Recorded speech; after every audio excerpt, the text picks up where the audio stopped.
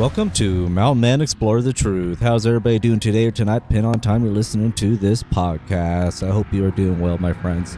I really appreciate all your support on the show, guys. Please be sure to share the show with your friends or family, whoever you like. If you're listening on Spotify, please hit 5 stars on it. I really would appreciate it. And hit that follow button. It really brings it up in the charts so I can bring more guests on for you.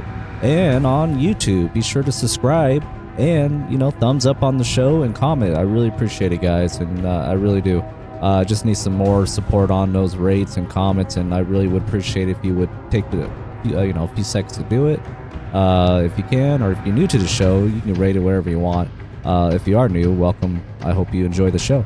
So today we're going to be welcome on Mike Miller. He's part of the Ohio Night Stalker. You might have heard of him. He's a researcher, investigator, experiencer. You just call it all together. Researcher, right?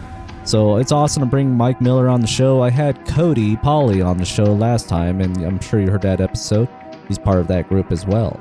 So bear with me, guys. We'll be bringing him on shortly, and let's go ahead and plug in the works. If you had an encounter and you'd like to come on the show, email me at mountainmanett@gmail.com, or you can private message me on Facebook. Look for Blake Botel if that's easy for you. Don't mind, just send a message and I'll look for it. If I don't get it, just email me. I really appreciate your support, guys. Once again, please share the show. That's the biggest thing I can, ask from y'all. So thank you very much. All right, bear with me, guys. We'll be bringing them on shortly. Thank you. Today we welcome on Mike. Mike, welcome to the show. Hi, Blake. Thanks for having me. Oh, it's an honor to have you on. I had Cody on, and he was a really good guest, too, on the show. So go ahead and plug in and tell people who you are. Well, my name is Mike Miller, and I'm a co-founder of the Bigfoot research group, Ohio Night Stalkers. We basically cover like southwestern Ohio, and been doing that for, it's been a while now. Under this group, probably a good 12 years, and started even before that. But that's what we do. Yeah, it sounds like you've been doing that for a while, and what got you into it? What was your first thought of getting into this stuff? I watched all the shows when I was younger, and just not just Bigfoot, but UFOs and Loch Ness and all that kind of stuff. And I was already interested in it, but never thought of doing anything, because I didn't think Ohio had big enough sections of woods for anything like that. I thought if anything like that was real, it had to be all Pacific Northwest, British Columbia, stuff like that. And local news had a report about a sighting in Ohio, and I laughed. And I decided, I was bored that night. I worked like a half third shift at the time, and I was up most of the night, and I was off, and I typed in Ohio and Bigfoot and found a website, BFRO website, and clicked on Ohio, and not just one or two reports, but they had reports by county, and kind of fell out of my chair and just started going through them. And that's what drugged me in. And, most of the reports I laughed even on those. And I thought, you're scared of your own shadow kind of thing, Yeah. And, but no, a couple of the reports kind of struck me. And the one that really kind of started this was a guy. He didn't know what was in his backyard, but he had a 5-year-old male German Shepherd. I grew up with a German Shepherd, so partial to him, and he didn't know what was in his backyard, but his dog came through the glass on the outside door to get back in the house. Oh, wow. Ran to the furthest point away in the house, curled up and peed itself, and those dogs don't do that. Yeah. And that just kind of struck me. And then, the more I kept reading stories and Yeah, that's a creepy one right there. I mean, I definitely have German Shepherds myself, and they're not afraid of anything, it seems to be. And, yeah, that's really interesting. Yeah. And it just kind of, I don't know, like a slow rolling snowball going downhill kind of thing. And I kept reading reports, and then I'd find people online, and one guy who was at least in the state of Ohio was sending me blurry pictures, and I'm like, oh, come on.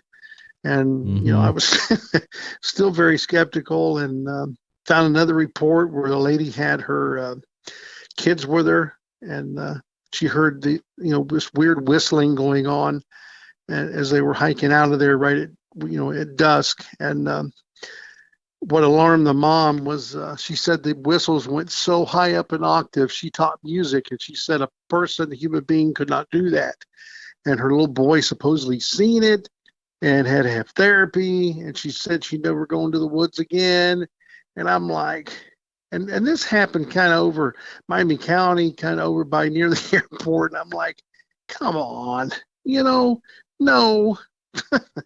And but one day, you get curious and like, well, I want to go see it for myself, damn it, and so I did, and went over there I was married at the time, and took her cousin Paul, and we went back down in there, and I copied the report and walked around, looked at stuff, and seen stuff that didn't make sense, the tree breaks, stuff like that, and but didn't know what the heck I was looking at the time. But one thing that struck me was, it was woolier back in there than I thought. And it just kind of gave you the kind of creepy feeling of, you were being watched. And but then again, you're thinking, oh, it's because I'm back here, even though it's daytime. It's your mind doing that. And to back that up a little bit, I played a lot of softball at the time, and a guy on the team, his brother was a cop in a town close by there. And I said, hey, I'm not trying to get a hold of this lady, but I'd like to know if this is a real story and this happened. And they went there, or is this one of those internet stories, before the internet stories got even worse like they are now. Yeah. And a few weeks went by, and my buddy on the team said, hey, my brother said that happened. They actually, not him, but cops went there to that location. So I'm like, hell yeah, I'm going there. That way I could tell people, hey, I went to the spot, and, imagine my fingers in the air, making that one little symbol, like, hey, I went to a spot where a Bigfoot report happened, just to be able to say that, Mm-hmm. But just kind of weird, found tracks that day, and just kind of left there thinking, kind of not, I thought I would poke my head. I'm trying to not take 5 hours with each answer, but I thought each time I was going to peek in the door and look at something, I thought it wouldn't take long and something makes sense, or my common sense would say, well, this is what's going on here. This is why this is. And I would just go on. And that's not what happened. The more I looked, I kept finding stuff, and I got drug in this, basically, because stuff didn't make sense. Mm-hmm. And so you probably came across a lot of interesting things, like footprints and probably some tree breaks, rocks being thrown at you and stuff like that. Oh my God, not the rocks yet. If that would have happened then, I don't know. I probably would have never went out of the house again, but that came later. That definitely came later. Okay. Yeah, in between then, the guy that was sending me the blurry pictures was having some health issues, and he suggested a guy named George Taylor, who was originally from Minnesota. He kind of took me under his wing, and he would take me to some local parks, and we'd hike the trail, and then he would take me off the trail. And even though you're not supposed to do that, but he would show me the difference between storm damage and unnatural damage. Trees snapped and drugged, freaking 40, 50 yards, and then laid in somewhere else, and Yeah. And he was showing me this, and I seen some crazy stuff. I seen a row of trees that were probably snapped at about a 6.5 foot height, and they were all laid in the same direction. And two things I noticed without even George mentioning it. Number one, the canopy up above. This was a fresh break line. This was not something that had been there for a while. The wood was still bright colored. You could smell it. It was fresh. And the canopy up above that was untouched. There's no way wind is going to come in there, snap them trees, and not tear that canopy out there. And what I noticed, what really weirded me out, is whatever snapped the limbs did it with a twisting motion. The wood had a twist to it. It was twisted. And I thought, what the hell? Because lightning hits something, it explodes. It doesn't freaking do that. Yeah. I've came But still, across. I'm sorry. Go ahead. Oh, I've definitely came across some interesting tree breaks, and I've actually witnessed a tree break in front of me with that's where I get. Don't mean to interrupt what you're telling me, but uh, these tree breaks really get me because some of them could be natural, some of them could be done by a creature. But I witnessed when the snowfall happened and a wind gust came along and it snapped this tree right in half, where a height would be for a Bigfoot. And I was like, holy crap. You would think something big would have broke that, but that tree was not very old either. So I was like, I'd say probably 6 inch or 8 inch wide tree, and it just snapped right in the middle of it. And I thought that was interesting. And I was like, okay, not everything like that is done by a Bigfoot. So Right. And that's what you've got to, and most, some people don't do that, but I'm like, I don't say it. I don't look at something and say, oh, yeah, that's got to be Bigfoot because it yeah, could be something else, yeah. you know. But I did But find some X type breakage, like a tree break and another piece of log against it, like an X. So I'm like, okay, there's something going on with this X because I always hear people talking about they see an X. So that's interesting too. yeah, seen those one time, went into an area and we kind of baited it. We went back the next day and then the X was there. It wasn't there Wow. the day before. See, that's So interesting. something was telling us to stay the hell out of there. Mm-hmm. And the trees they used were not little, Wow. and but yeah, that's something's going on, and it just kept drawing me in. Of course, working, people. I'm telling some of my friends about this, but not everybody. Yeah, I hear you there. I got the same issue with the podcast myself.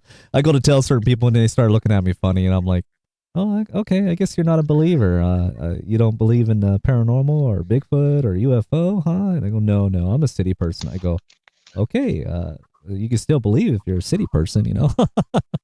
So I don't know. Yeah. Just a lot of people look at you weird and strange, and then now I don't care. I don't even care what people think, because I believe it. I've seen some things and I experienced some things, and it just didn't come out of imagination. It's been weird. Even my wife's experienced some things, so it's interesting. Yes, it is. And we had hiked that park where I seen the tree damage, and we were followed in there one time. And of course, people I work with are like, oh, he's got someone following you to, freak you out. Yeah. And I go, okay, that's possible. But, the other side of that coin, why? Yeah. Why? I'm a truck driver. Why the hell go through that kind of trouble to trick a truck driver? I don't work for a newspaper, don't work for a TV station. Why? Yeah. You know what I'm saying? Yeah, that's not. Yeah, that's got to be a little freaky to be followed, though. So what exactly happened? Can you tell us a little bit about that? Well, we went to this park. It's in Miami County, and went up a dry creek bed. Okay. A ways, and did some knocks and some whistles. And apparently we got something's attention. I'm going to guess, just my theory, a sentry. And since we were not, I think these creatures watch people, and most people are walking the park, or if they go into the park, they go fishing. They Bigfoot is not on their mind, and they could be watched, but they don't have a clue because they're not getting close, and they're not spending any energy in there on Bigfoot. But when you go in there and you do a wood knock, you do a whistle, howl, clap, whatever, they know that's you're talking their language. So you're going to get watched because they're wondering, what the hell is this person doing, And I did my own experiment. I waited a few weeks, and no one knew I was going there, and didn't even tell my wife at the time. I waited till that day, called in sick, and only God knew I was going to do this. And I went over there without telling anybody, and I recreated the same thing. I hiked the park normal, and then I went up the dry creek bed on the second pass and did the same things, kind of waited around, then went back to the trail and started making my way around and out, and I was followed again. And I'm like, I told my skeptical friends, I said, now if this guy had a friend in there to scare me, does he live in the woods in case I come back to perpetuate the hoax? No, there's something in there. And it continued like that, and never went out at night until I met some other people through online. One of the guys Facebook says he kind of partners you up with people with similar interests, and the one guy was at least in Ohio, and I started talking to him, and I met the other co-founder, Mike Feltner. He's since he's kind of retired this year, him and his wife are going to travel, and they're going to get their house ready, maybe sell it and move, but he's kind of got a honeydew list this year. But anyway, met these guys, and they took me on a night hike, and because their MO was different. George was, hey, we're going to go during the day and look for sign of stuff that happened overnight.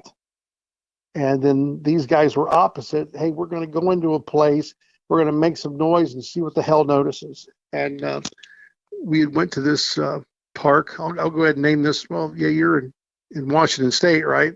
I'm out in Oregon, so I wouldn't Oregon? know Okay, it. sorry. Pacific Northwest, okay, but went to East Fork State Park, but hiked a couple miles back in there, and it was in October. It was rainy, drizzly, not a good night, and I'm along for the ride. I'm just kind of watching, observing. First night hike, all I'm worried about is not falling, getting hurt, getting killed by a bear or something. Yeah. And we do have them in Ohio. And these guys, they did their, the howl and some of the wood knocks. Nothing happened, no replies. We wait a couple hours, rain picks up a little bit, and we start to get out of there. And I'm excited because I'm thinking, okay, I've went on a night hike. Looks like I'm going to survive it. Just got to hike out of here and good to go. And not even 10 minutes into that walk is where things really got crazy for me, because we had rocks thrown at us. And when they threw these, and we got no light on, mind you, we're walking out of there pitch black. And these rocks they're not little. They're not bouncing off trees and all that kind of stuff and pinging limbs. They're hitting branches. The ones that hit branches are snapping the branches. That's a different sound. Mm-hmm. So this isn't my fear getting, you notice a difference. And one of the rocks hit a tree over by me with a lot of force to where it bounced off and tumbled end over end. And I got really worried at that time because, I'm in the back of the line. And if you've watched a horror movie, you know what happens to the dude in the back of the line. First one grabbed, and we had a good 45, 50 minutes to hike out of there. And they did that a couple times. And I really didn't think I was going to see my kid grow up. I was saying the Lord's Prayer under my breath. I was really on edge. Beyond that, I was extremely worried about making it out of there. And bears can't throw rocks, deers can't throw rocks, neither can raccoons. And that was not people that did that. And because there's no one for miles. Mm-hmm. And we weren't on the trail. We were actually on a horse trail, and it was like 1:30, 2 o'clock in the morning. So that kind of did it for me. And I actually kind of retired that winter because that was just too exciting for me at the time. But it gnawed on me all freaking winter long. And I'm like, nope, there is something going on. I want to know more about it. And I continued. And but I decided that a 3-inch knife and a walking stick were not going to cut it anymore. So I got my concealed carry permit. But we continued. And not even, I don't know, 2 years later, we're in a place in Adams County, Ohio. And we recorded some pretty awesome stuff. And the stuff that was recorded put us on the TV show Terror in the Woods. Terror in the Woods. That's I was wondering. I was trying to find that. Do you know which episode? Or of course, you probably would know. Which episode was that? It's season 1, episode Hunted by Bigfoot. Okay. I think I'm. You know what? That's weird because I think when I heard the name, and I swore I've seen that on there before. I'll have to go back and check and see if I did, because I was. Yeah, sorry, it's the episode with the two Mikes and then Mike's son Jordan, and most of those episodes were 30-minute segments, but we got the whole hour Oh yeah, for our that's awesome. story. Yeah, That's that awesome, was man. really yeah, that was really cool. That show is also called These Woods Are Haunted, and it's Yeah, on another network, but I think it's basically the same show. I enjoyed that. I had a good, a format. It had a good format telling people's encounters and experience, and it was like it made you feel like you were there.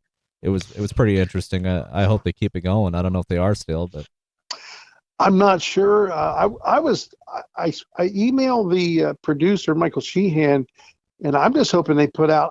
I'm old school. I want a hard copy. I want a DVD set. yeah, that'd be I awesome. like to have a, and they haven't done that yet. I'm like, come on, I want a hard copy of this. Yeah, We that's were cool. actually in, So, yeah, we were actually in season 2 also, but he did not want to credit us in and put us in the episode because he wanted new people. There's an episode called Devil Monkey, and oh, the people that the Valley family talked to at the library to come investigate their property, that was us. They don't show it that way, but that was us. But they do use the audio we recorded on their property, and they acknowledge us at the end of the episode. wow, that's awesome, Mike. I, I swore because I watched all that a while ago, and I was like, man, I was thinking about that because your name sounded familiar to me. So, Yeah, that's probably why. And the valleys, that is true. Mrs. Valley made her husband sell that land, and oh they moved really? into the city. She wants no part of the countryside anymore at all. Yeah, we've been having some interesting stuff going on over here too, and I don't know what to make of it. So I mean, this is where I have seen something across the canyon, something upright walking through a clear cut, and I couldn't make out what it was. Ran up and grabbed the binoculars. It was gone already by the time hit the tree line when I got down there. And all I can tell you was a whole lot bigger than a man because I seen one of the workers over there, and he looked like a tiny little ant compared to this thing. So I don't know. Whatever it was, some people say you saw a Bigfoot. I go, well, I can't confirm it. All I saw was something dark, and it was upright, and it was going across that clear cut. And right down below the creek, I saw something standing in the creek there too, and it was gray looking. So I don't know if that was a Bigfoot or not. I have the video of that, but I don't share it because I can't say, hey, that's a Bigfoot because it looks like it's a little blurry. And it's just not good enough for me to share, but I do share it to people privately. I see, you tell me what you see, and then I'll point it Right. out. And so far, a lot of people say, I think you got a squatch right there, man. And I go, well, it could be. I know no man can really get down there. You got to hike right down this canyon to it, or walk or hike through the creek to it, to that spot. So, and it was cold during that time, so I don't think no man's gonna walk down that creek cold. So, Yeah, and people that think everything's a hoax. I mean, it's kind of tough to be in a costume and hiking around the woods. yeah, and yeah, Probably wouldn't be too safe. well, right across the canyons, it's all owned by logging company, that land over there. So nobody's supposed to be over there except workers. If you get permission, you could probably go over there. But the funny thing is, I'm sure you know who Cliff is. Cliff of from Yes. yeah, he researches areas out here, and guess what? I ever heard him talking on the show that he has a couple areas that he looks into, and across the canyon, I shit you not, I seen people out there with headlights and looking around doing things. I thought maybe it was the workers, but I'm starting to think, hey, maybe Cliff is looking at that area because I know there's two ponds over there, and he's talked about two ponds, and I'm like, maybe that's the area. But I'm not gonna go in there and invade his little area that he's looking at. So, but that's where I had my suppose maybe sighting. So it's interesting. Oh wow, Yeah, that he's is claiming. interesting. Yeah. Yeah, I'd love to talk to him about it. But hey, are you looking? I know you don't want to tell me, but are you looking in that area? Well, he probably wouldn't tell me. So, but it's interesting because I was like, man, that's where I had a sighting. Seen something, and not once but twice. Once up there in the clear cut, and then one down here in the creek. So, and a lot of weird stuff coming close to the property too, because I'm basically on the foothills of Mount Hood. I'm basically right in the back of the National Forest of Wildcat Road. It's nothing but woods, and it wouldn't surprise me if they're nearby. Oh yeah, that'd be a good area. Um, do We do library lectures? Well, it'll just be me this year, but we speak at libraries and Bigfoot conferences, and one of the highlights for me was hearing people's personal stories. Mm-hmm. Um, especially, stuff that was happening on the property. And especially when some of these people would talk to you almost like they were in a confessional. They were Yeah. confessing their sins because they didn't want made fun of. They Yeah. just didn't tell everybody. And you can feel in some, I had a lady telling me stuff and she's shaking, and she's reliving that moment. And that kind of stuff strikes you. And, it's not people imagining stuff, and it's not, wasn't the neighbor's cat. And there's, I love hearing those kind of stories. I do too, and that's why I'm doing this podcast for. What I found myself, I'm starting to get a lot of researchers coming on the show, which is great and awesome because they all have their own information to share and different experience and what their thoughts of these things are and so on. But I am after people's encounters as well because I feel like it's a great place to share their experience, and I'm here to listen and learn from their experience, and it's just fascinating to hear, and I understand a lot of people are afraid to talk about it.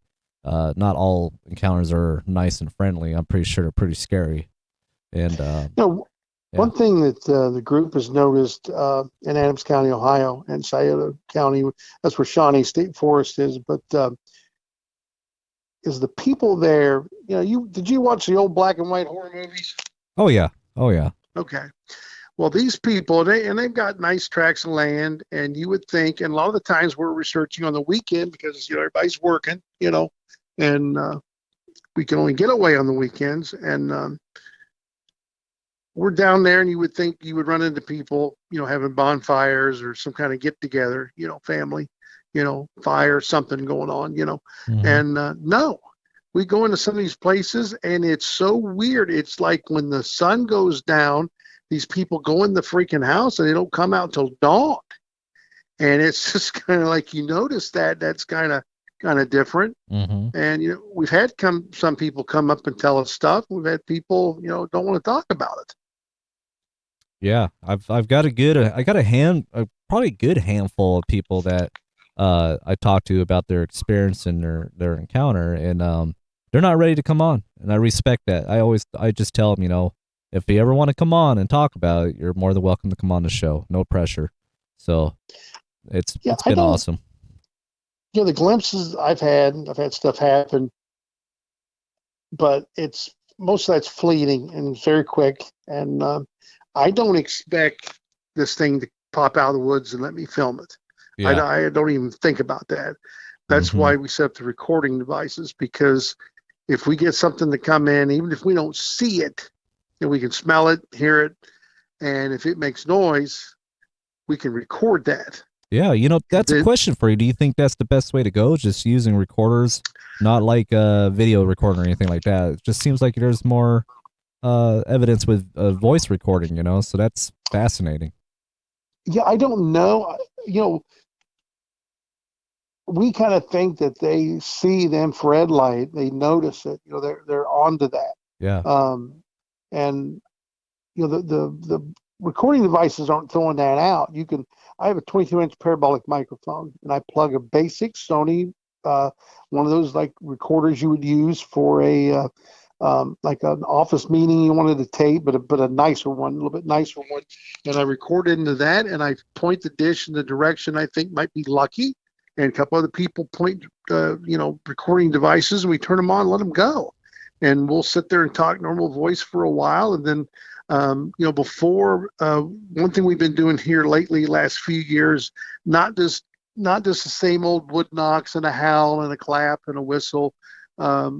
Cody's got that call blaster, and we'll call blast real animal sounds, and to see what kind of reaction we get. And we just record it, and hopefully not talk during it, because that happens because you get adrenaline rush and all that. Mm-hmm. But what I love about I ramble, I'm sorry. Oh no, you're fine.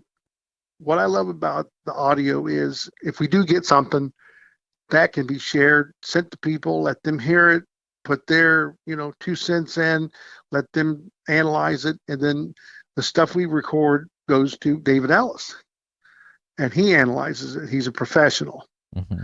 And we were on Monster X podcast, that was years ago, but Julie Wrench had us on there, and we got to talk to David. He was on at the same time, and I had sent him several clips, and some of them came back owls and other stuff, but a lot of them did not.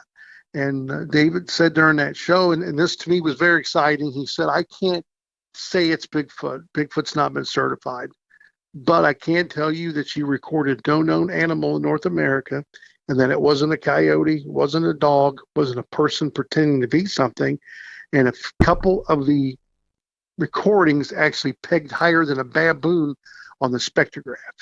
And to me, that's evidence.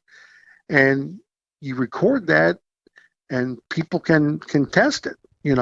Plus, what I love about the audio evidence is, nothing against tracks. And to me, we got Dr. Meldrum doing tracks, so it's like, he's the top dog there. Yeah, he does And a pretty good job on it. And I was getting him confused with another doctor last time I talked to Cody. I was thinking, who got that DNA? And I brought up Dr. Meldrum, and I was like, oh wait a sec, he's the footprint guy. What am I thinking? Yeah, yeah, so. and but the footprints could have happened. Could have been an hour ago, day ago, week ago, year ago.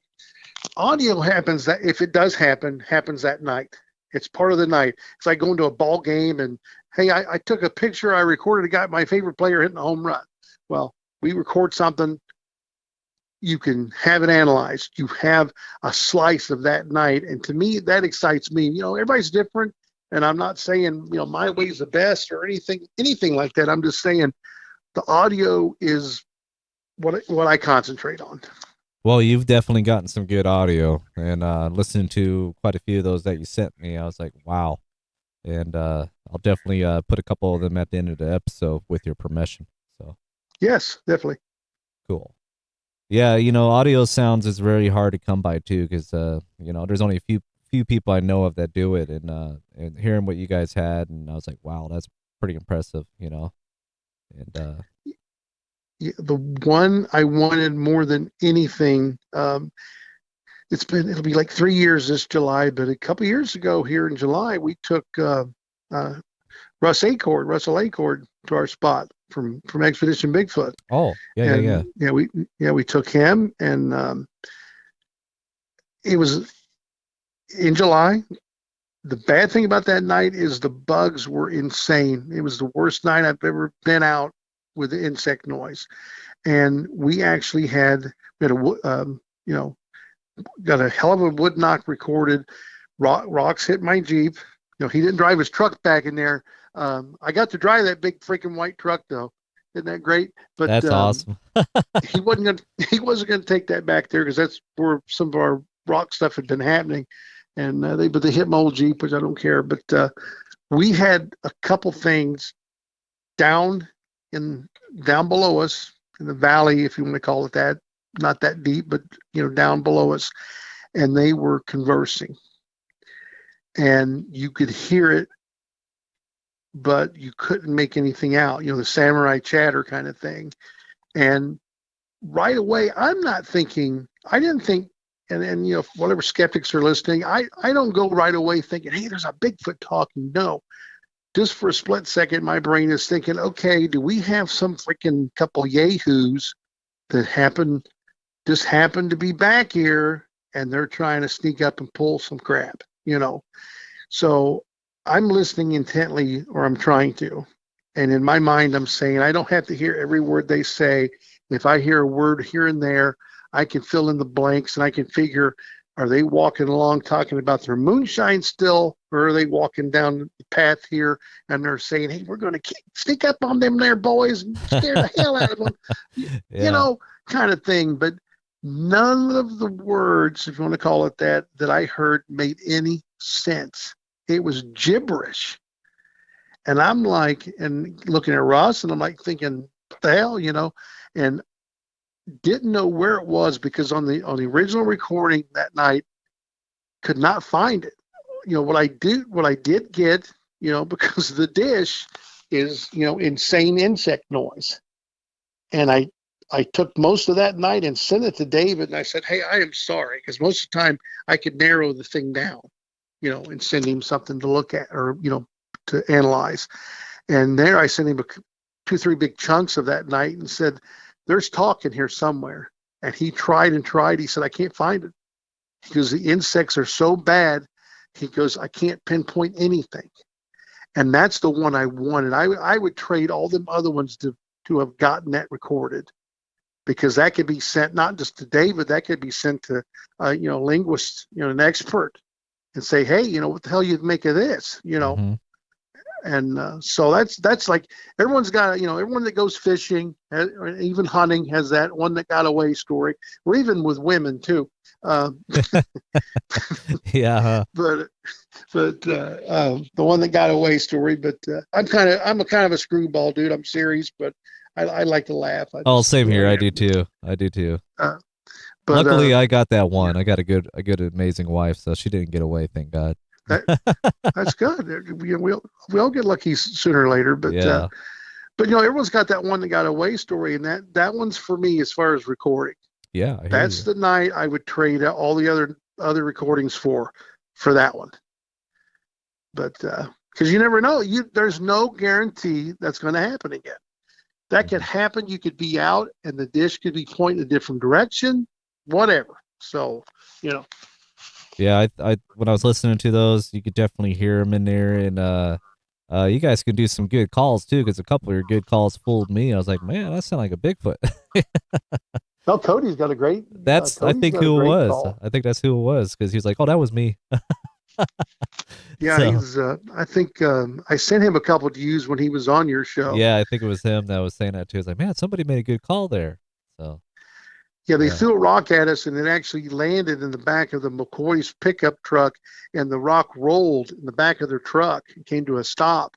And that one cracks me up because it's like, just to me, it just kind of struck me kind of funny. Yeah, that's the rock throwing. That's freaky. That's freaky. Yeah, we did not go to this area last year. We left it alone.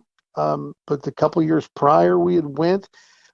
We had been back in there before and never really had anything happen. But it was really, I have a topographical map, and we kind of follow the waterways. And I'm looking for areas that are really woolly and hard for us to get into, because if it's hard for us to get into, they might be there, because they don't want to Yeah. interact with us. And nothing really, this place really looking, woolly and scary and all that, but never really had anything happen. But we noticed that year that a couple of trees have been pushed down, almost like they were trying to block off this road. It's not even a road. And one of the trees crashed down, and if it wouldn't have hit and got caught in this other tree, it would have blocked that. You'd have had to cut it down or cut it out of there, but it didn't, and we were able to drive underneath it. And that was the first year of Cody's Call Blaster, and they were not happy. Cody call blasted a wolf howling. This is after sitting there, and we're sitting there in pitch darkness, talking for 40 some minutes. Nothing happened. Cody plays a wolf howling. Nothing happens. Then he plays wolves howling. And I don't think there's wolves in Ohio. I mean, there probably used to be. We do have coyotes, but it's something different. It's a predator. It's something to wake things up. Kind of. Wait do you get a load of this kind of thing? Mm-hmm. And we got a reply, and this thing to me sounded like a gibbon monkey. It was like a young one, and it was in distress, and it carried on for a few minutes and then quit. And like not even 20 minutes later, and I don't know what it was. It could be an owl. It could have been something else. All I know is 20 minutes later, if that, we were getting bombarded with rocks, and it wasn't before we've had rocks thrown like in your vicinity, kind of like, hey, people need to think about leaving, kind of a feel. They were pissed, and they were throwing to hit, and they damaged, Mike's Kia, and they damaged my Jeep. They were throwing to hit, and they did. And we That's went scary. back there a couple weeks later, and the rocks were even more intense. They did not like, because you wouldn't like it if somebody scared your young one. And then, what I think happened is this was a young one, and it freaked out because what it heard was a real predator, a real wolf call, and it thought that thing was there and it was in danger. And then the cavalry showed up, it didn't find, and they didn't find wolves or coyotes, but they found us. They put two and two together. That's interesting. I've heard reports on them throwing rocks at people, and most of the time it's pebbles. But I'm hearing from you guys, it sounds like it was bigger rocks. So that's Oh yeah, interesting. it damaged Mike's windshield. Wow. Yeah, it did some damage. Have a few of the rocks, but Talking they were about mad. I don't rocks, blame them for what they did. But we left that area last year. We didn't even drive. I don't think we drove back in there during the daytime. I think we just kind of left it alone. you just stay away from there. I hear you. Is that an area that you're thinking about going back to and check it out again, or no? You kind of cut out for a second. What was that, please? Oh, is that an area that you're thinking about checking it out again, or no? Probably this year, kind of driving there at least during the daytime. I'm a big fan of recon, and we will drive back into an area and see what it looks like. See if it is as woolly as it looks like it's going to be, like in you're checking out a map and stuff. And plus, we want to know if anyone's living back in there, because you never know, because we don't want to be shot, because people in that area will shoot first, then ask questions. Yeah. And You don't want to run into that. No way. yeah, So, and don't want to run into that. And we tell people, if we run into people, we're like, this is why we're here. Don't give a shit what you're doing. Could care less. This is why we're here. Not about paying attention to anything else. mhm. And I don't care if you got a still. I don't care what you got. I could care less. I'm not there for that. Yeah, that's why And I carry. I always carry a gun too when I'm out in the woods, and I carry out in the open out there, and just in case you run into some crazy person, and it's a that good happens. idea. It Yep. does. It does. I ran into a couple situations. I'm like, oh, what the hell is this guy doing? Came out. He looked pretty rough. He came out of the woods, and I was like, okay, this guy looks like he's been out here for a while. So Yeah, that happens. But we'll daytime recon a thing, and then if it looks spooky in the daytime, we go back at night. But at least I don't like. I want to. The place I go into at night, I want to have seen. I'm a driver. I drive for UPS, mhm. and I'm big on visuals, and I like driving into an area because I know what it looks like, so I know what to expect. So when I go back in there at night, I'm not being caught off guard by something like, hey, oh, there's a drop off, there's a tree, there's this. Yeah, I drove that during the day. I know what the hell I'm getting into, and yeah, we'll be going back in there. that's awesome. I'm glad to hear you guys are going to keep doing it. What do you want to get out of it? Do you want to know what they are, or you want to get what is it? Just a face to face action with these things, or what? Boy, that's a tough question because Yeah. yeah, I would love to know more.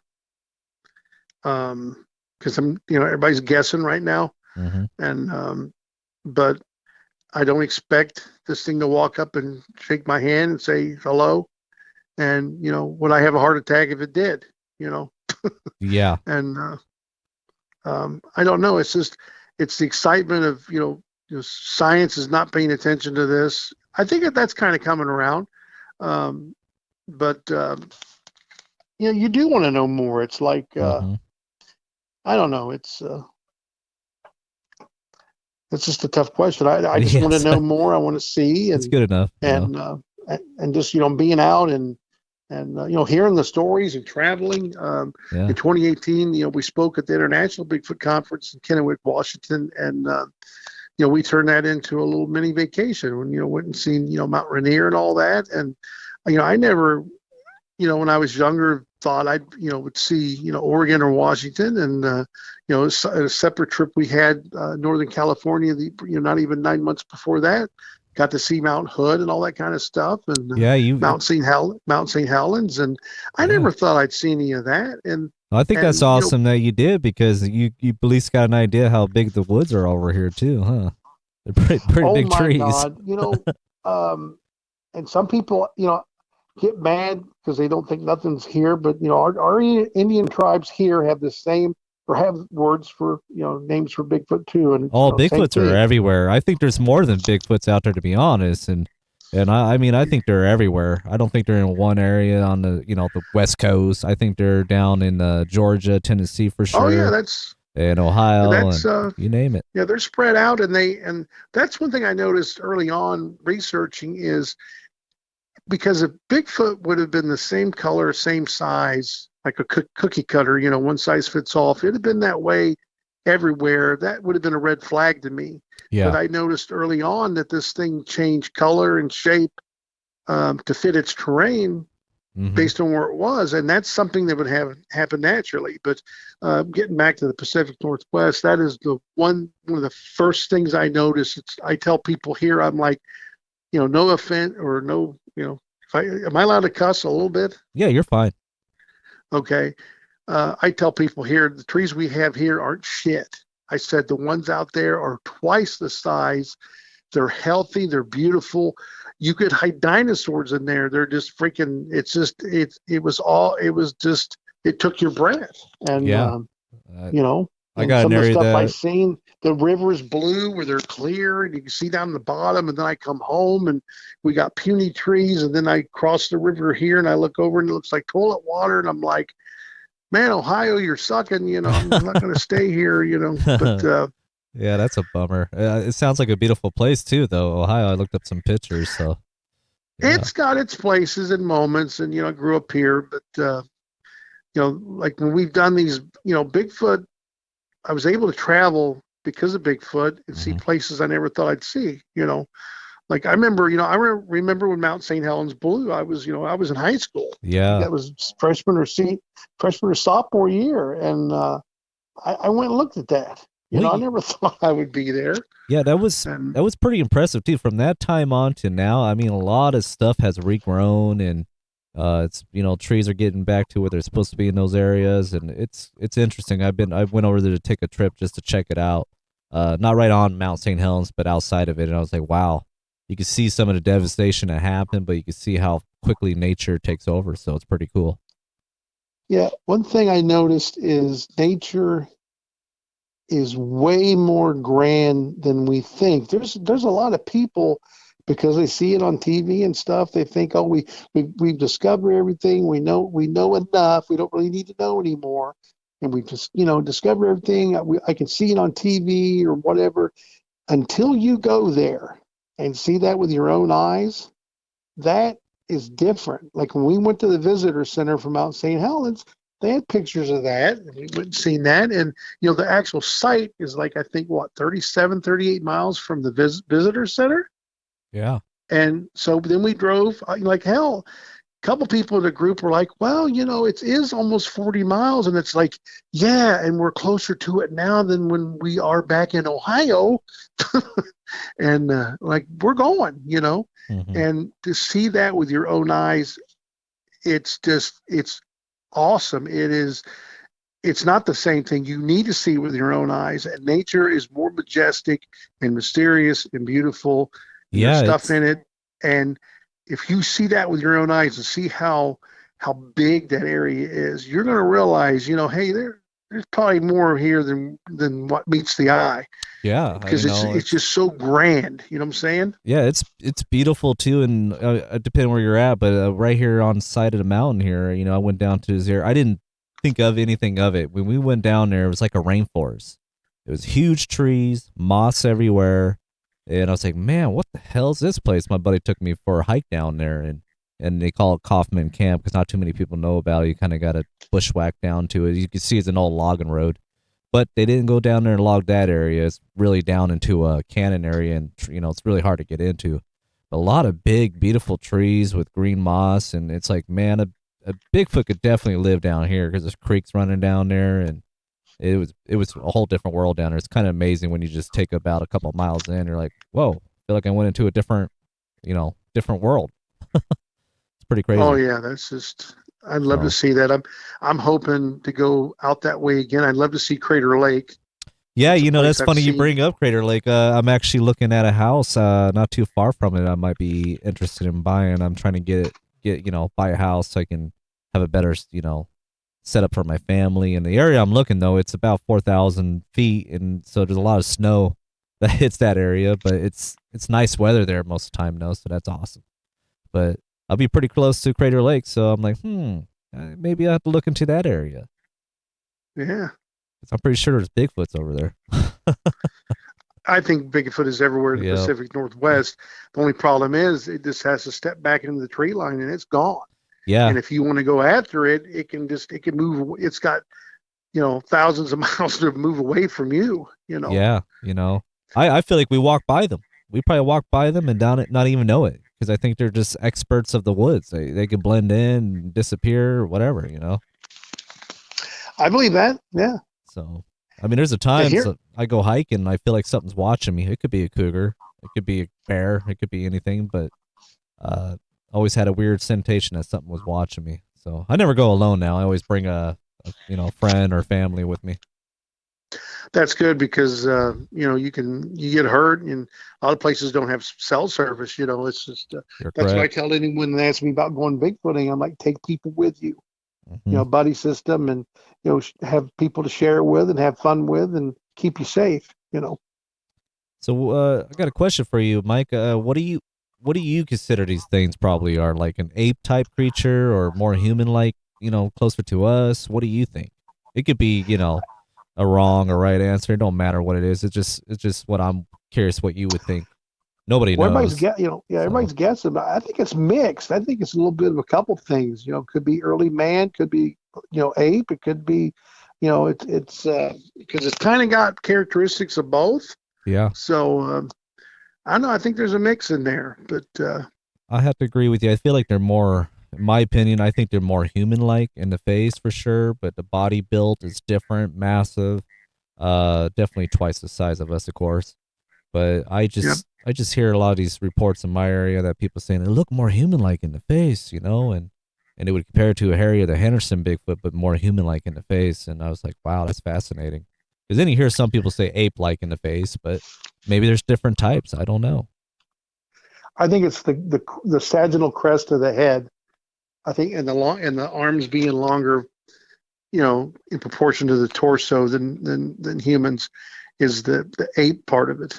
Yeah, I'll have to agree But with you. Good point. Good point. I don't think the strength doesn't have to be because I had read something on like the Neanderthals and all that, how they were way more robust than us, Yeah. and so but it's something, it's a little bit of both. I don't know. See, that's what's awesome with that's why I enjoy talking to researchers like you because the ones I've talked to so far are, questioning too, like I don't know. I'm getting into is researching. I don't know for sure what they are or what they could be, but this is what I think they might be. Because a lot of researchers out there nowadays will say, no, it's this, it's that, for sure, and I'm like, come on, how do you know? Yeah, So no one knows. yeah. I don't think I'm probably gonna make people mad here. I'm not on board with the alien thing. I don't think aliens brought him here to mine gold.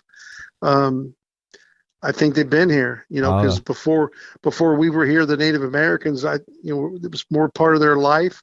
I think they lived in closer proximity. I think Bigfoot was, sleeping at night, up during the day, and there was gifting going on, and then there was some skirmishes and stuff. But you know, all the Indian tribes have a word for Bigfoot, and it's not, you know, it's not Bigfoot is not a god or a deity. It's part of the forest. It's part of nature. It's grandfather of the woods.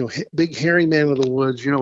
It's just something that lived there, and they respected it, and it respected them, and then we show up, and of course we're killing everything and putting strip malls in, and I think they flip their how they live. I think they're sleep during the day, and they're nocturnal now to keep from running into us. But yeah, I have to agree with you. I think they are definitely older than us and been here. I mean, you got a point. The native people have seen these things, and other people have seen these things, and I have to agree with you. I think maybe we're the aliens. Who knows? now So that they talk about what's that, transpermia, where there's a asteroid collision and it blows rock into orbit, and some of those rocks make it to other planets and all that. yeah, yeah, it's I mean, interesting. people, and not just about Bigfoot. This is about anything. But skeptics and some of these people that want too many people want an answer, and they want it to fit in the box, and they want it now. And Yeah, I think we're going to find out someday. If we don't kill ourselves, but I think we're going to find out someday that the answer is way more crazier than we ever knew. Well, I What if they definitely, could prove that the microbes came from Mars? That we're actually Martians or something like that. I mean, that's possible. yeah, you're You right know, because I because think all it's the yeah. go ahead. Sorry. Oh, sorry about that. Yeah, I think you're right because I think researchers and a scientist together is going to take to go out there and actually be able to prove it more. You know what I mean? Um, Yeah. that way you got the science guy to go, oh crap, doing the tests and stuff. I mean, they got some people doing that already, but so far they always say, oh, it's not that or this, and and until they get some DNA, and they're like, I got to question this, you know. Well, too many people in this, that's looking some of this up, skeptic wise, it's already predetermined. So if you're Yeah, going into something that you're investigating, but you've already made your mind up, that's not good yeah. because you're closed off. Hmm. Just like like us, like for Bigfoot researchers, we don't go in thinking everything is a Bigfoot, you know, but we know that there could be something. Yeah, I've what I've learned too by listening to people's shows or watching documentaries or people's sharing their footage and pictures. There's a lot of what they call the blotch squatch, like the blurry pictures or trees that kind of shape like a Bigfoot and stuff like that. Those are questionable. I mean, I don't know because it's so blurry. That's I got the same issue with my video. It could be, it could be not. It could look pretty blurry and blotchy. It could be a Bigfoot, or it could just be the shape of the trees, making that face and so on. So, but the ones that drive me nuts say, "Oh, it was for sure a Bigfoot." And I go, "Well, you kind of got to see with your own eyes, to confirm that, unless you got a really good, resolution picture that can get it." Yeah, what you just said reminded me of a story. We were in an area um, Oh, let's hear it. looking at it during the daytime, and we went past a tree that was, one of them kind of gnarly trees. Been there for looked like it'd been there for a while. Had stuff growing on it, moss, all that kind of stuff, vines, and maybe not vines, but it was just, it was just there, and but it had a shape to it. And some of the people in the group commented like, "Hey, right there, that is one of those trees that people see, especially at night. They see that, and they think that's Bigfoot when it's just a tree that's got some stuff growing on it." And Jeff Byers wanted to stop on the way back out because we were doing daytime recon. He wanted to take a picture of it to use as and it's good to have reference points like, Mm-hmm. hey, this is a tree, this is not a Bigfoot, Yeah, you know. And on the way out, the tree was gone. it was gone. It was gone. Wow, So it's that's kind of a funny, thing that happened. yeah. That's a good one too because I've heard that's why I always tell people out there, if they hear me out there, hopefully they do. If you got something in your footage, go back and bring somebody with you to go in that exact area and stand where you saw that, and that way you can debunk and make sure it was a Bigfoot or it could have been, a tree that was there that looked like a Bigfoot, or it was a Bigfoot because it's gone, you know. And I always recommend, I that's what I did notice with people is that they don't always go back to, with somebody to confirm their sighting, and that starts to make me question it. Like, well, are you hoaxing it, or are you just afraid to show people or bring somebody to your area? I don't know. Could be that they could be shook up and not want to go back there right away, but still, it's good to have. It's good to have a, you catch this big fish. It's good to have a reference point, a Yeah, tape measure, something to put in the picture, to give it scale. yeah, Cliff that's talks about that. Meldrum talks about that. yeah, that's the thing with AI now. I mean, they got some programs now that these AI that will show you the legit size of the of what that thing could be and whatever, showing the dimension of the size, and it's kind of a good thing, but a bad thing with AI, because there's more people could fake things and do stuff. I was pretty impressed with some of the AI. I was like, wow, that looks pretty real. See, that's you just pretty much, you hit the nail on the head. Yeah, technology is great and all this, but the whole advancement with this AI, it's actually going to make our job a lot tougher It because is. so many people are going to come out with pictures and all this, and all this time is going to be wasted researching this to see, is it a real picture or is it something else? Hmm. I don't know if you've seen this a few years ago, but did you see the video footage of the plane that was flying inverted? I don't think I've It seen was that one. No, a jumbo plane. Well, that was actually, some guy made that. It really? was a program he came up with that was fake footage. A, a jumbo jet cannot fly that way. That don't happen. If a Wow. plane flips over, you're done. You're going down. Yeah. Center, you don't have any center of gravity. You're toast. But this looked real. It looked, because I'm watching it thinking that's impossible. That ain't gonna happen. But it looked realistic, and it fooled several people. This guy came out and said, "I'm the one that made that." And that's, Wow. it makes you cringe because, oh my God, if that can look that convincing, even though your brain tells you, no, no, no, no, no, that's not good for us. So, It isn't, that's where I tell, researchers like yourself or people that are trying to share footage or pictures, make sure you got something to help with it, back it up because you're going to have problems with, AI and CGI, whatever the hell that shit is. And that really ruins it for you because, I mean, if you think it's real and legit, share it, but always do some more research on that, where you were and make sure it's legit. Um, I've questioned my own footage. I'm like, I don't know if I want to share that because I can't confirm that's a Bigfoot. It could be, but I start to go, I don't know. I'm gonna be told, oh, that's nothing. That's just a branch, maybe waving back and forth in the water or whatever. That's what I thought it was. When I went back down and it was gone, nothing was there. I was like, okay, well, maybe that wasn't a branch. So, right. but stuff like that, you go back to within a day or a week and go back and check that spot where you had that sighting and see if you see anything. But I totally get it with being shooken up. But as a researcher, though, I think you'd be like, you know what, I'm gonna go back out and show a picture of what I saw here and do an after picture of it gone, and have somebody stand there and be like, oh crap, this thing was huge compared to this guy. Right. So that's what I like That's to why I see like the more of. audio. Audio is from a moment in time that happened that night that supposedly happened. Another creature, caused that to happen. Another creature made that vocalization. Yeah, I'm You with know, you there because there's some. I wish my wife would have recorded. I was working that night. She said she came out here. It was a summer night, enjoying a nice warm night, watching, looking at the stars, and then she started hearing these howls, and she said she never heard anything like it. She heard one right on the side of the cannon here, and then one on the other side of the cannon. She said it almost sounded like two people talking. And I showed her the Ohio sound that it's in your area, and she goes, "Oh my god, it sounds just like that." And then I showed her some of Ron Moorhead's little chatter, and she goes, "Oh my god, that's what I heard. A little bit of that too." And I was like, "Holy crap! I wish you would have recorded that."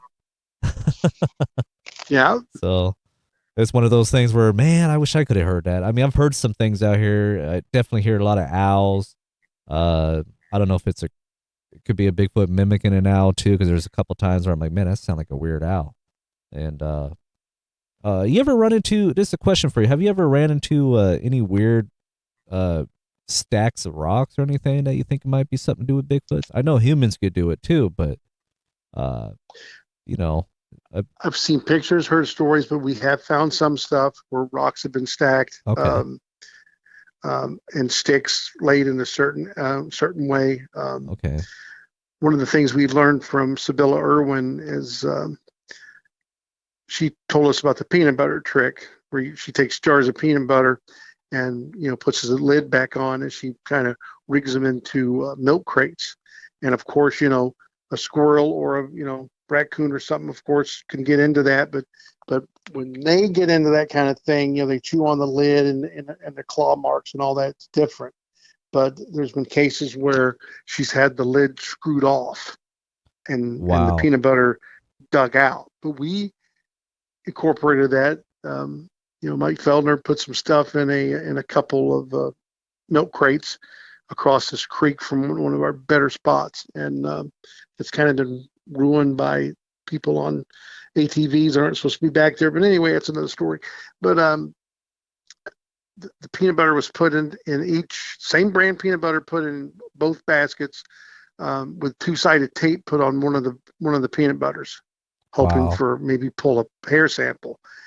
Um, and I'm not saying that Bigfoot knows what two-sided tape is, but whatever was there later that night, seen the difference, noticed the tape, knew it, considered it a threat, and they took the jar that didn't have the tape around it. They left the one that had the tape around it, and they actually took sticks and lined it up and made like a kind of a weird marker up against that tree where that was at, almost like a Wow. warning. Interesting. So these things I think Yep. are really smart. And the reason I Oh yeah. reason I asked about these rocks, stacked rocks, my father-in-law has a corner of his property over here. It meets down in the Canton area, or happens to be where I took the footage of down by the creek there. But his property doesn't go all the way down there, but it's in a corner in the area where I go. Um, Nobody can get back there. You have to walk through his property to get in there. But he found two big stacks of rocks in his property area where he goes down and walks his dogs all the time. And he's like, okay, that wasn't there before. And he went ahead and knocked them both down. And I'm like, oh damn it, man! I wanted to go check that out because he believes in Bigfoot, but he wasn't thinking Bigfoot. He was thinking maybe neighbors came over to do a marker, but even though it was on his property, because he was like, well, the fence line ain't there, so they're definitely marking the wrong area. And that's he said there were good sized rocks that were stacked, two stacks, and he just thought it was odd, and I was like, man, did you go back down there? And he goes, no, I haven't been back there since. I'm probably go down there eventually. And I go, man, I'd love to go walk back down there and check it out, but I'm waiting for him to go check it out because that's his little private area he likes to hang out at. So There's an area over here by where I live now that a farmer found rocks stacked up in his field. wow, Just wasn't there during the day, comes out the next day, and there they are. You yeah. know, And the and he's weird like, thing who in the is that hell would be out here in the middle of the night stacking rocks? well, the You weird know, thing is too, I'll go down to the pump house to get some water because we're basically just staying here, to save up and go buy a house. I go down and get some water and some supply for my camper, and I get some odd smells down there. I'll get like a musky smell or like a sewage type smell, and I'm like, what the hell is that? I never thought about maybe Bigfoot or anything like that. I mean, it could be anything. It could be a bear, but bears are not out right now. I don't think. Still wintertime. Um, but I've smelt it probably the past 3 weeks off and on. It's not constant. It's here and there, and I don't know what to make of that. And he put some apples down on his tractor. They're gone. I mean, anything could take the apples, probably right? deers, but whatever. But uh, it's weird. It's been weird in that corner of the property. So Oh, that's interesting. yeah, Our contact in Adams County, Donna, she's Shawnee Indian. Her dad was full blooded, but she noticed some of that stuff as a kid, the rock stacked up, and she pointed out to her dad and asked her dad what was what was up with that, and her dad told her that that was done by the Watchers. The Shawnee word translates into the Watchers. He told her that that was the Watchers that did that, not to bother it, not to do anything with it, and they would be followed and stuff. And he would tell her that's them. We don't bother them. They don't bother us. yeah. See, that's what I was wondering. I'm like, man, you knocked those, you knocked those down, huh? And he goes, yeah. I just thought it was weird, and I thought somebody came and trespassed on my property. Because the only way they can come through is if they went through Randy's property up there, or that's about it. He goes, but who the hell's gonna? They're all like older people that live around here, and he goes, unless some homeless dudes hanging around or something like that. I go, I hope not. But I don't yeah, think they'd be worried about stacking rocks. no, that's why I thought it was weird. I go, man, I wish he didn't knock those down. I'm gonna sneak down there and check it out eventually. I just don't want to invade his little private area. That's where he likes to go hang out. And he hasn't been down there for a while because it's been damn cold, freezing temperatures right now. So I'm gonna try to sneak down there either tomorrow or the next day and check it out. But Well, it might not make sense to people to hear that, but Bigfoot doesn't have YouTube and internet access, and they're probably pretty damn bored. So, yeah, you I know, find it interesting because I'm like, man, I want to go down there and see if I see any footprints or see anything odd or whatever. And I'm thinking, man, you knocked those down though. I'm like, God, I hope hope it doesn't trigger might make anything. something mad. Yeah, Yeah, yeah. that's what I was worried about. And I haven't. I mean, my dogs have been going off like crazy, like something came near. Weird too, because I know they're kind of barks. They're usually they let us know when there's a car driving down the gravel road, and they're like, "Oh, it's just letting us know there's a neighbor." But they all went off one night, like they were stressed, like freaked out. I'm like, man, that's a weird freak out bark, and it sounded different. Their bark sounded different to me, and I was like, what the hell are they barking at? So I went out there with a spotlight, looked around, didn't see anything, but they quit. It didn't happen again. It hasn't happened since probably 3 days after he did that. So I don't know. So keep a Yeah, lookout though. yeah, I've heard some great stories along the lines with animals. Girl I work with, and this is like she lives on the edge. I'm not sure where she's at now, but lost contact with her. But I mean, friends with her on Facebook. But anyway, life happens. But she lived in a part of Huber Heights close to like where it gets really heavily wooded and it turns into nothing and goes down to the river. And and and just coincidentally, there is a report from that area on a BFRO from I think 80s. But she called me one night and said, "You need to hear this." And she steps outside, and every dog, like where she lived, was going berserk. And they were making noises that people just different for a dog. Mm-hmm. And I met someone named Jake. He was the MC at the Encounter Quest last year in North Carolina. He lives in that area, and he said that people claim that this thing came up out of the river and had walked into this neighborhood because he remembers that happening. And he said everything went berserk. And besides that, there for a few days, all the animals like disappeared. Some people had pets that disappeared. The squirrels disappeared and groundhogs, didn't see any deer. It's like something was going on. And I find those stories, kind of exciting because, They do. you know, They're pretty interesting ones, and that's what I like to hear too. To bring on the show, it's. I mean, I listen to it on other people's podcasts. Some of these stories that people talked about their experience on there, I'm like, some of them make my jaw drop. I'm like, what? When they have these crazy, intense encounters with these things. Um, because because you think it's just going to stay in the woods. And if I don't go to the woods, it's not going to come around me. But, yeah, and before I would have agreed with that. But I've heard enough stories now and seen some evidence that I don't think that's always the case. I think if these things are, if there's one in the area and the food is running short, I think you will do, crazy things. Crazy times brings out crazy actions, and you'll do something, you might put yourself at risk of being seen to get food. yeah. There was a lady that sent me pictures, went and investigated it a few years ago. Um, and this is right off of 68 in Fayetteville, in Ohio. And she just lives right outside of town. But this thing had came up out of the wooded area back where she lives. But the Platte ends, there's big heavy woods. Um, and there was two of them, and they came through her backyard in deep snow, left tracks. And what blew my mind is when she sent me the picture of the tracks, they were in a straight line. They weren't side by side, like the hoax ones. These things walk like a tightrope. They don't walk like us. And this thing two of them came into her backyard, and they split. They were chasing a rabbit. And she Wow. said when it crossed her fence, she had a brand new she shed put in back there. Boy, that's hard to say. Thank God I said that without making it sound like something else. But Yeah. um, this thing leaned and pushed down when it went, over the fence, like to guide itself or whatever. It snapped a couple of those beams, and that was just put in that summer. This wasn't rotted boards, and she wasn't, she was like, "What is going on?" And she says, she knew what it could be, but she says this doesn't make sense because they went around the house and they went out, and there's a street light out front. She goes, "Why would something do that?"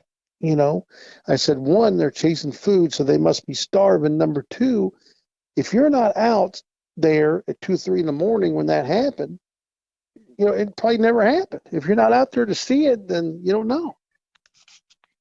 Yeah, you're right. I mean, stories like that really, get me because I hear a lot of people giving reports similar to that, and they're not sure what it is until they see these footprints on their property or maybe a handprint and things, going on that's weird that doesn't usually happen on their property. And I find those fascinating because usually it's these, people up in your area or down in Georgia or Tennessee that have a lot of these incidents happening. And up here, I get a lot of reports up here, but they're always something to do with like, somebody going out hunting or hiking. And, not a lot I hear about them coming on people's property too much unless they're just, I mean, there's so much woods up here. Maybe they don't bother coming through people's property too much in these areas, but I think it's possible though without us knowing for sure. Yeah, just like you, I find those stories, exciting. They're, Yeah. you Yeah, I'm just trying my hardest to get more people on like that, and reaching out and trying to make it easy for them to reach out to me as well. And that's what's important to me is sharing their their encounter and people like yourself's research because I started getting more into because I used to think I don't know about researchers, but then I'm like, you know what? They're not all the same. They all have a lot of them have open minds, and that's the ones I'm trying to reach out to. I'm more than glad to bring the other ones that are set on certain things so I can question them on it and see what kind of answers I get. But I really like the open minded people on it. So especially yeah, all the little woo things to it too. So yes, some of it I don't, agree with, but I don't know. I mean, I could be wrong. yeah, I'm That's with the you there. thing. People's got to realize that, any of us can be wrong. Yep, and that's the thing is I think that's awesome bringing people like yourself on the show. But I well, appreciate being on. I appreciate you having me, taking the time and all that. yeah, you sound like you got more that you can share. You probably dealt with some paranormal stuff as well, huh? Um, watched all that just like the other. I've had a couple weird things happen growing up. Not seen anything, more of a kind of a hear something in your room and some of that. But I've Yeah. heard family stories and I've heard other people's stories. But and sometimes we find ourselves in a graveyard in the middle of nowhere. I'm just real careful with that stuff because I've heard people like the McCoys that are with us. They do that real McCoy paranormal, and I've heard stories where things follow people home, Yeah, I wouldn't and don't want and that. yeah, and Bigfoot can't follow me home, but Yeah. I don't want no spirit follow me home, and I'm like real. I make sure I pray when I'm there, Yeah. and Yeah, I did the I'm like, same hey, thing, you got to stay here. You're not following me home. We're here for Bigfoot. We're not here to, we're not trying to bother your yeah. grave or anything, and I don't know. I don't know if I want to, I like going places and looking at them. I don't know if I want to. I don't know if I want to disturb that. Yeah. I know a guy you need to have on because do you do also shows on paranormal also? Yeah, I leave my basically Mountain Man Explorer's Truth is based on anything. Bigfoot is my main subject, but I welcome paranormal, UFOs, conspiracy theories, all kinds of stuff. Especially this more big topic. Especially it's been going on for a while. Dogman. I find that Uh, fascinating as well. um, I won't. I kind of mentioned him earlier, Jeff, but I might reach out to him first just before I give you. Yeah, that's fine. And then you can have him message me. I'll So private message you his name. cool. Um, but he he is an and I can't talk, an appraiser.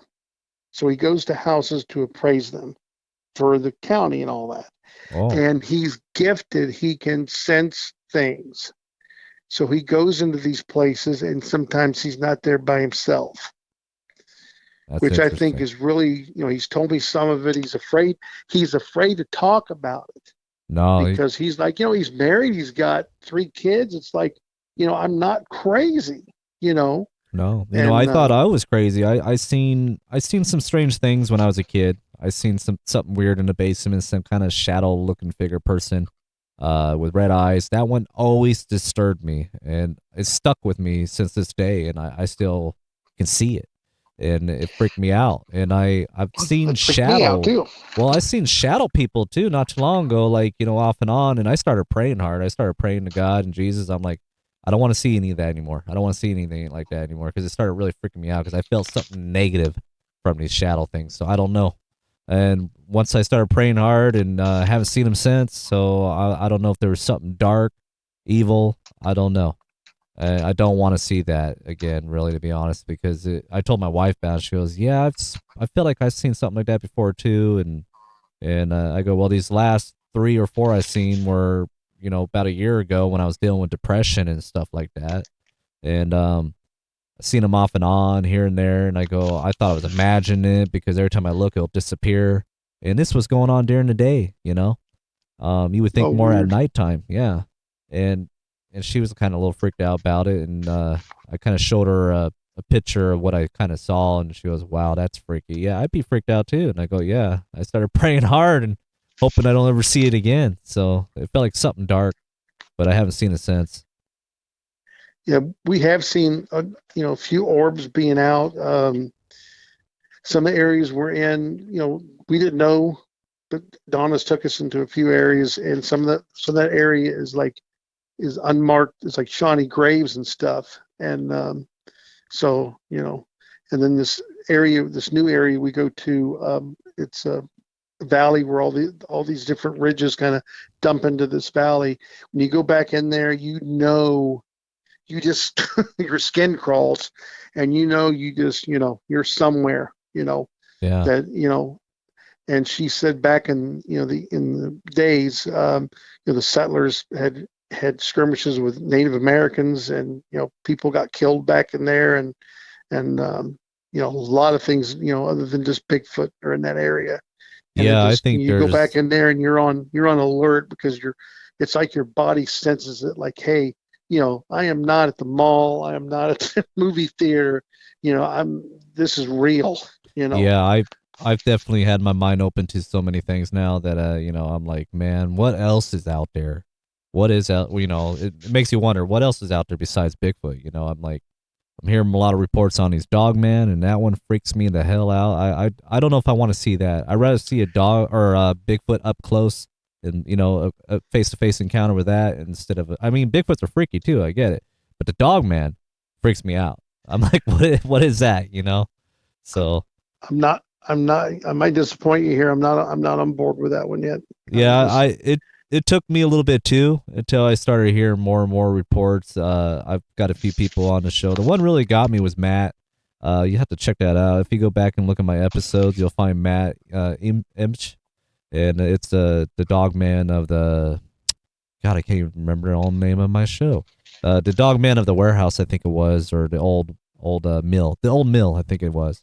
If you go back and listen to that, it it opened my mind to it. I was like, okay, you could hear in his voice that he definitely saw something, and it just really but felt made you feel like you see, were I, there. So, I have a theory on Dogman, though.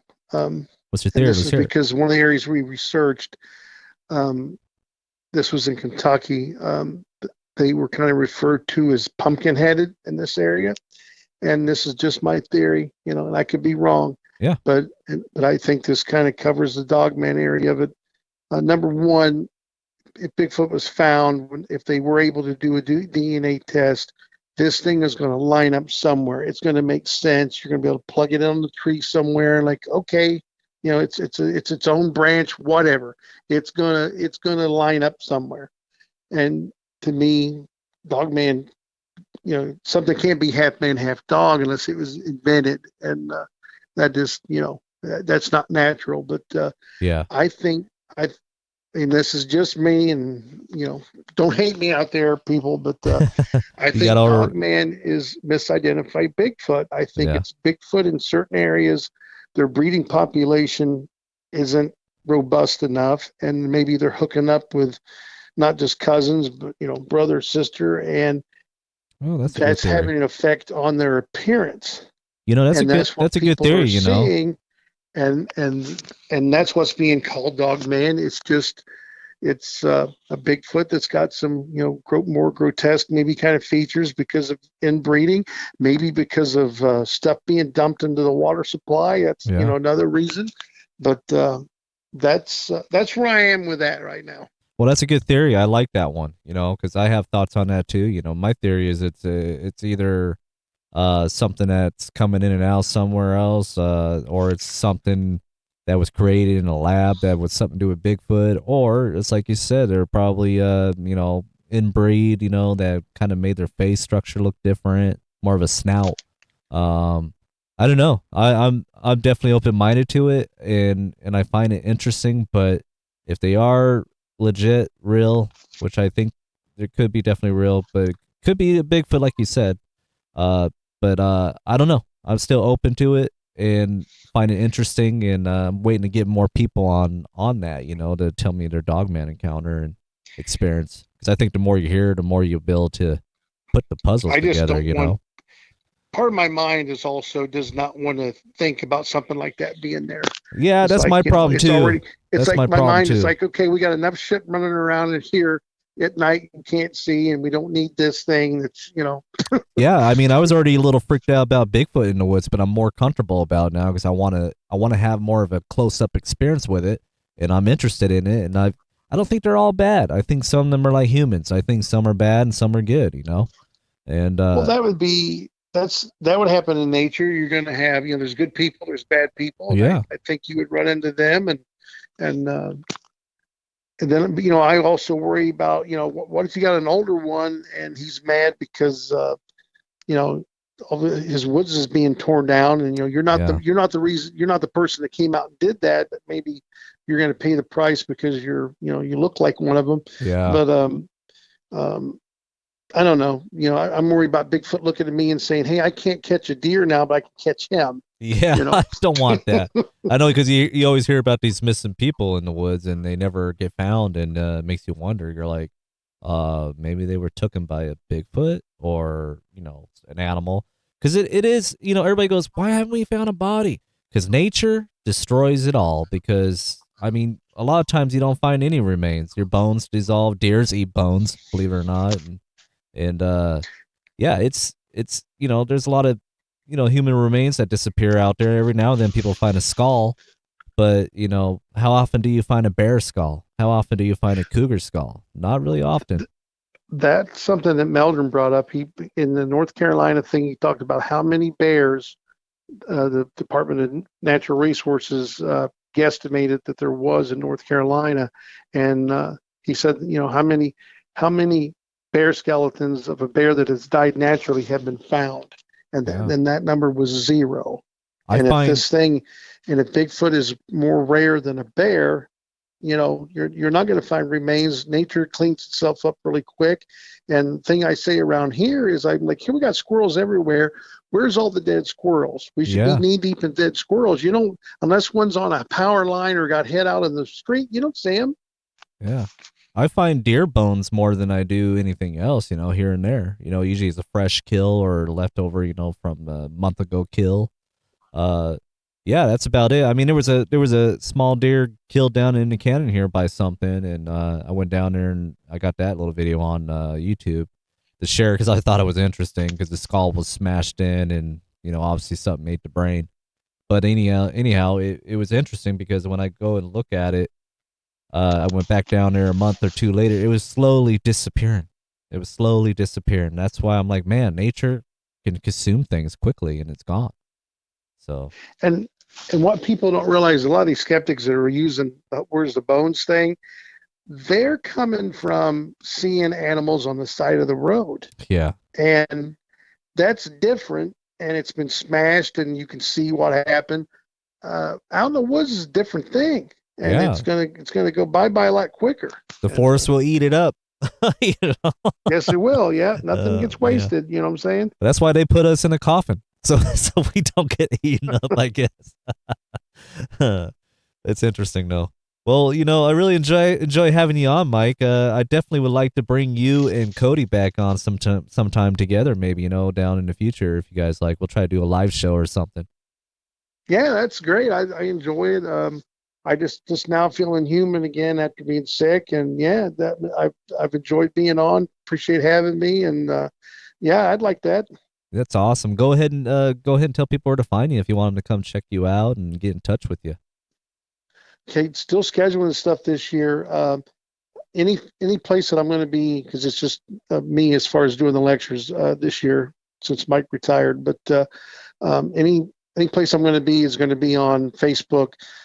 Type in Ohio Night Stalkers, and any information of where I'll be will be there.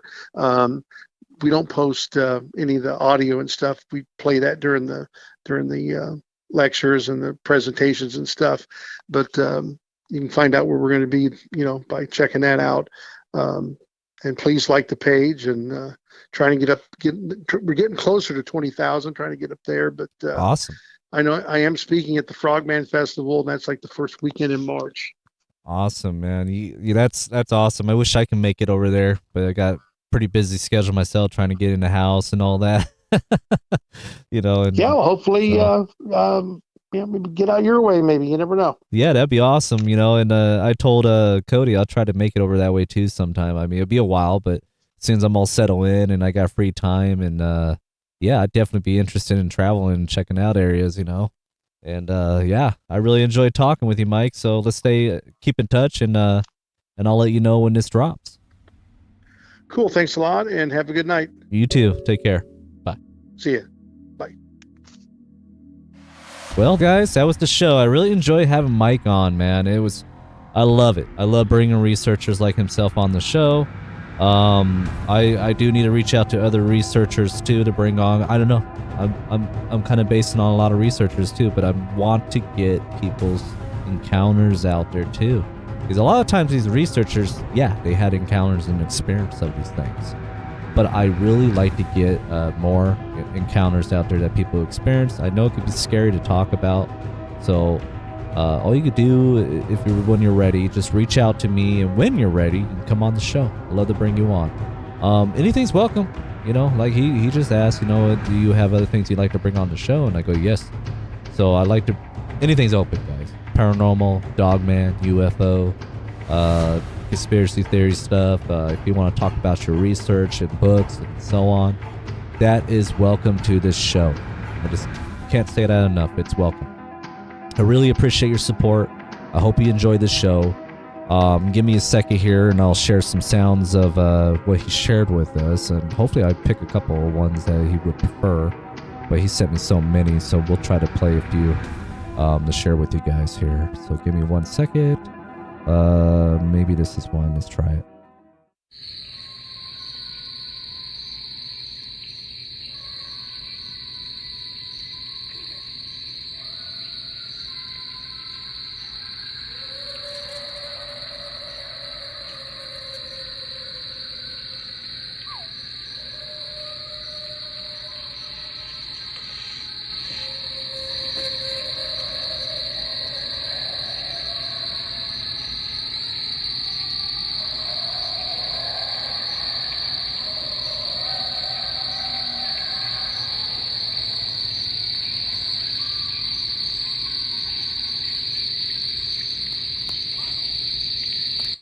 Wow, that one was pretty interesting. Let's see what this one is.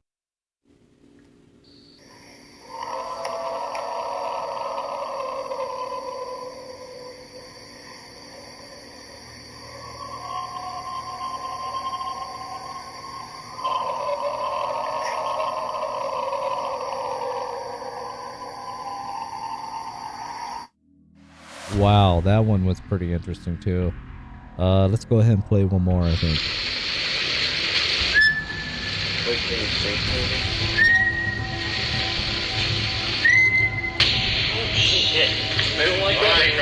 Alright, what was that? That was a rocket rolling. Was that you? Did you see anything? Nope, I always thought it hit the ground and rolled. Wow. Wow, guys, that was pretty good. I remember hearing that when I was like, what the hell was that? So that was awesome, guys. Excuse me. He's got some great vocals recording, and I think that's probably the way to go. It really seems to be difficult to get out there with footage and pictures and so on. My advice to people out there who are trying to take pictures, or they're just not knowing it's there or not, they're taking pictures, go back there and see what it was. Take a picture again with another person to confirm your sighting. Because, you may not care what people think of it, but it helps confirm it that there's something there or there wasn't. And, you know, it could be a tree that looks like a Bigfoot or something. I think my advice, you know, I shouldn't have to say this, but, you know, go out there and bring somebody else to do compare sizing, you know. It's like he was bringing up tree sizes, you know. You got to really do some measurements and figure out how big this thing you're looking at. I think that's important. I'm definitely loving the way things are going with the show, bringing researchers on.